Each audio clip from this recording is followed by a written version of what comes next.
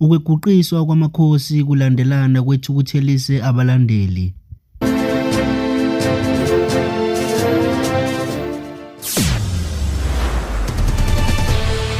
Mbukelele kuhle Indlala TV sikwamukele futhi. Kanti besihamba phambili zithi kubethukuthelise kakhulu abalandeli bamakhosi ukweguqiswa kweKaizer Chiefs emidlalweni wayo buphakathi neSuperSport United obubanjelwe eRoyal Bafokeng Stadium eRustenburg namhlanje. Nokubese kubathukuthelisa kakhulu abalandeli ukuthi leli qembu liguqiswe amagame elandelana nokwenze kugcine kuba khona abalandeli abathukuthele bagcine beshaye ucoach weleli qembu uZwane. Konke lokhu kuze emveni kokuba kube nezinkulumo zokuthi sebembekezele kaningi kungcono ahambe kuleli qembu. Nanku umfanekiso ogciniwe.